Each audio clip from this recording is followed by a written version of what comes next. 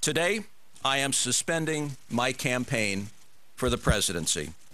It is the end of the road for Jon Huntsman. He announced late this morning that he is no longer running for president. The former ambassador to China said that he's endorsing Mitt Romney now for the GOP nomination because he thinks Romney is the best candidate to beat President Obama. He also described the GOP race as turning into a series of personal attacks. This race has degenerated into an onslaught of negative and personal attacks not worthy of the American people and not worthy of this critical time in our nation's history.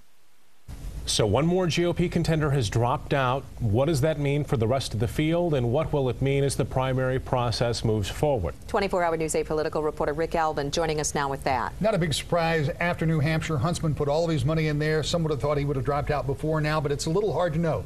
Who wins, who loses, reading the tea leaves, a little uncertain. But let's start with the latest Real Clear Politics average of polls concluded yesterday before Huntsman bowed out.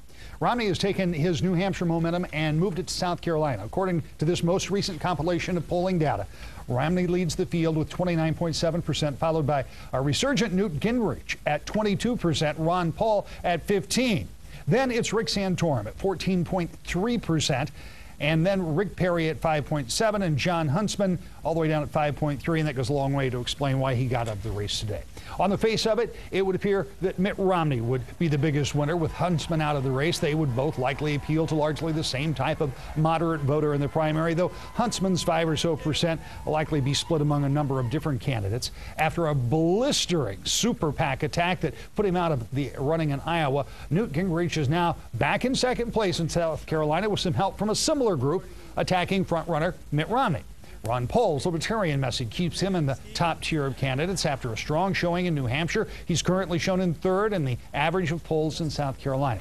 Now, Rick Santorum, he's feeling the sting of those PACs supporting Mitt Romney as they turn their attacks on him in the Palmetto State.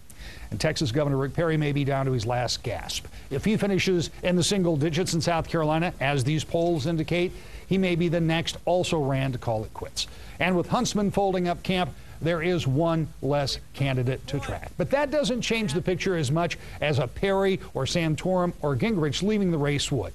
If any one or two of those dropped out, that might give the conservative voters a single conservative alternative to Romney to coalesce behind. But for now, it seems none of them is getting out, and none of them can outpoll the man who has been considered the front runner since practically the beginning of this race, Mitt Romney.